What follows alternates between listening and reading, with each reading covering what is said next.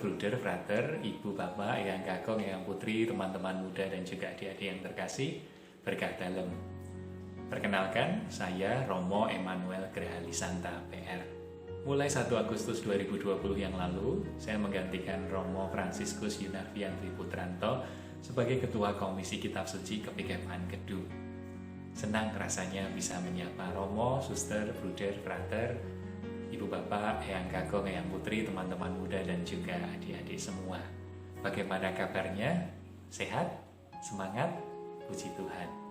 Pada bulan September mendatang, kita akan bersama-sama menjalani Bulan Kitab Suci Nasional. Bulan Kitab Suci Nasional menjadi kesempatan bagi kita untuk memperdalam dan memperteguh iman kita melalui permenungan dan pendalaman bacaan-bacaan Kitab Suci. Pada Bulan Kitab Suci Nasional 2020 ini, kita akan bersama-sama mendalami tema mewartakan kabar baik di tengah krisis iman dan identitas.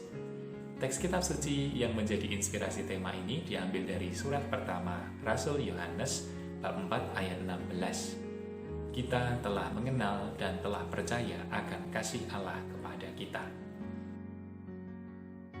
Sejak dibaptis, kita mendapatkan identitas sebagai pengikut Yesus dan anggota Gereja Katolik. Identitas itu mempengaruhi bagaimana kita berpikir, bersikap, dan bertindak. Identitas bagi orang Katolik itu tumbuh dan berkembang seiring dengan sakramen inisiasi, yaitu baptis, komuni pertama, dan penguatan atau krisma yang kita terima. Kita pun berjuang untuk menjalani kehidupan sesuai dengan identitas kekatolikan kita. Kita ingin agar kita dapat sehati, sepikir, dan sejiwa dengan Yesus Kristus, serta bangga menjadi orang Katolik. Namun tidak semua orang Katolik dapat menjalani proses ini dengan mudah. Tidak sedikit orang Katolik yang mengalami krisis iman dan krisis identitas. Ada orang yang sudah dibaptis, tetapi tidak memahami iman Katolik, sehingga orang itu tidak hidup secara Katolik atau justru meninggalkan gereja Katolik. Ada pula orang yang sudah dibaptis, tetapi tidak berani mengaku sebagai orang Katolik di depan orang lain. Ada juga orang yang sudah dibaptis, tetapi tidak lagi percaya kepada Tuhan. Di masa pandemi COVID-19 ini, bisa jadi kita juga sedang mengalami krisis. Tidak sedikit orang yang menjadi ragu dan mempertanyakan kebaikan Tuhan. Namun tidak sedikit pula yang tetap bersandar kepada Tuhan dan percaya kepadanya. Bisa jadi kita bukan orang yang mengalami krisis, tetapi kita tetap perlu belajar agar mampu menolong saudara-saudari kita yang sedang mengalami krisis. Kita dapat belajar dari tokoh-tokoh dalam kitab suci yang juga mengalami krisis. Mereka berjuang untuk bangkit dan kembali menjadi pribadi beriman yang tangguh dan penuh sukacita. Dalam katekese Bulan Kitab Suci Nasional 2020 ini, kita bisa belajar dari pengalaman, pergulatan, dan perjuangan orang-orang Yahudi di masa pembuangan dan belajar dari para rasul yang ditinggalkan oleh Yesus. Apa yang orang-orang Yahudi dan para rasul lakukan ketika menghadapi krisis? Kedua kelompok ini melakukan hal yang sama, yaitu menegaskan kembali identitas mereka. Bagaimana mereka dapat memahami identitas mereka? Dari hubungan mereka dengan Allah. Orang-orang Yahudi melihat kembali siapa sesungguhnya Allah yang mereka percaya dan melihat siapa mereka di hadapan Allah. Para rasul melihat kembali siapa sesungguhnya Yesus yang mereka ikuti dan melihat siapa mereka di hadapan Yesus. Saya akan menguraikan sedikit pengalaman pergulatan dan perjuangan kedua kelompok ini. Yang pertama, orang-orang Yahudi di masa pembuangan. Setelah Raja Salomo meninggal, kerajaan Israel terpecah menjadi 2. 10 suku di wilayah utara memisahkan diri dari keluarga Raja Daud dan mendirikan kerajaan baru yang namanya masih sama, yaitu Kerajaan Israel. Sedangkan keluarga Daud di wilayah selatan, yang mayoritas merupakan suku Yehuda, mendirikan Kerajaan Yehuda. Pada tahun 722 sebelum Masehi, kerajaan Israel di utara ditaklukkan oleh kerajaan Asyur, dan sebagian besar penduduknya dibawa ke pembuangan. Sejumlah orang ditempatkan di bekas wilayah kerajaan ini dan hidup berdampingan dengan sisa-sisa penduduk kerajaan Israel. Hingga muncullah kelompok Samaria, yaitu orang-orang yang merupakan keturunan campuran antara Israel dan bangsa lain di wilayah utara. Pada tahun 587 sebelum Masehi, kota Yerusalem di wilayah selatan dikuasai oleh kerajaan Babel. Bait Allah dan istana Raja Yehuda juga ikut dihancurkan. Para penduduk di wilayah selatan dibawa ke pembuangan Babel. Hal ini menandai kehancuran kerajaan Yehuda. Inilah krisis iman dan krisis identitas yang dialami oleh orang-orang Yahudi. Namun pada masa pembuangan di Babel, orang-orang Yahudi justru sampai pada keyakinan tentang siapa sesungguhnya Allah. Ditulisnya beberapa teks penting dalam Taurat dan munculnya sejumlah nabi yang mewartakan pengharapan, menandai tumbuhnya kesadaran baru akan siapa Allah dan siapa orang-orang Yahudi. Pemahaman akan Allah membuat mereka sadar akan identitas mereka. Cara-cara beribadah yang baru pun diciptakan demi menjaga identitas mereka di tengah tekanan dan pengaruh bangsa-bangsa lain.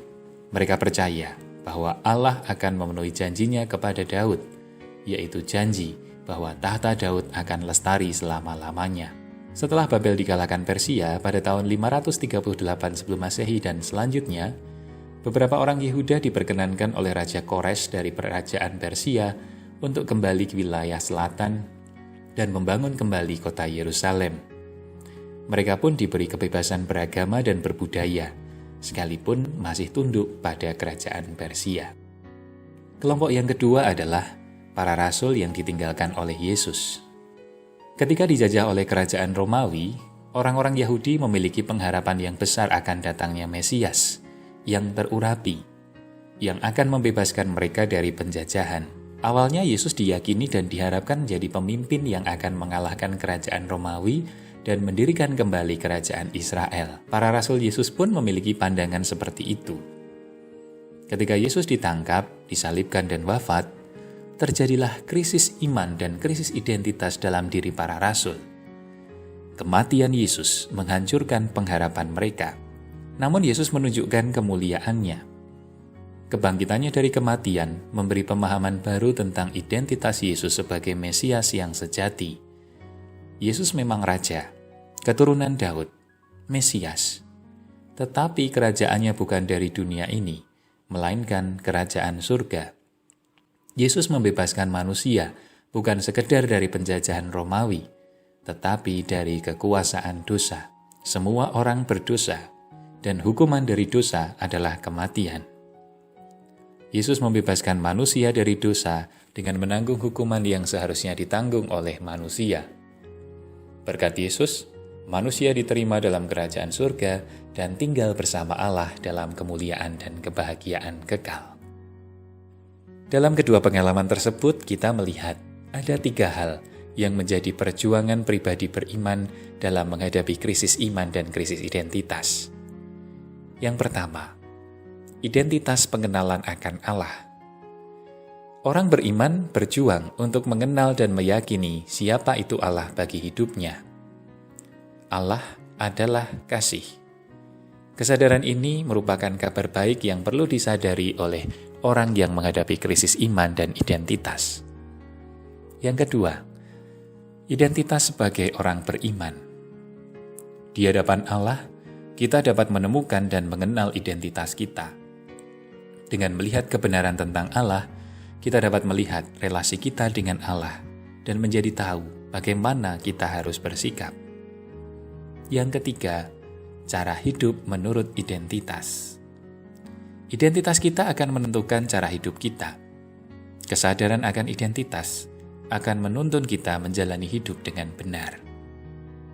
Untuk membantu mendalami identitas Allah yang juga menjadi sumber identitas kita akan merenungkan 4 perikop selama 4 minggu ke depan, yaitu dari surat pertama Rasul Yohanes, bab 4 ayat 7 sampai dengan 21, yang mengungkapkan bahwa Allah adalah kasih. Ia mengasihi manusia dan menyatakan kasih-Nya melalui Yesus Kristus. Perikop yang kedua, dari Injil Matius bab 25 ayat 31 sampai dengan 46, yang mengungkapkan bahwa Yesus adalah anak manusia yang berkuasa atas kerajaan surga. Yang ketiga adalah Injil Lukas bab 5 ayat 1 sampai dengan 11, yang mengungkapkan bahwa di hadapan Allah kita adalah orang berdosa, tetapi diberi kepercayaan olehnya. Perikop yang keempat diambil dari Kisah Para Rasul bab 2 ayat 37 sampai dengan 47, yang mengungkapkan bahwa berkat pembaptisan kita masuk ke dalam gereja, ke dalam persekutuan orang yang beriman kepada Yesus, dan kita harus bertindak sesuai dengan semangat pengikut Kristus. Untuk membantu permenungan, Bapak, Ibu, Eyang Kakung, Eyang Putri, teman-teman muda, dan adik-adik dapat pula membaca dan mendalami gagasan pendukung PKSN 2020. Dikarenakan isinya yang cukup panjang, gagasan pendukung ini dapat diunduh sendiri dengan QR Code Reader melalui barcode berikut atau yang ada di buku panduan PKSN 2020 yang telah diterima. Romo, suster, bruder, frater, ibu bapak, eyang kakung, eyang putri, teman-teman muda dan juga adik-adik yang terkasih, dikarenakan terkendala pandemi COVID-19, saya mengajak kita semua untuk menggunakan buku panduan Bulan Kitab Suci Nasional 2020 sebagai panduan renungan pribadi maupun bersama keluarga. Seandainya memungkinkan untuk mengadakan pertemuan bersama, dipersilahkan, tentu dengan tetap melaksanakan atau mematuhi protokol kesehatan dan atas izin pastor paroki.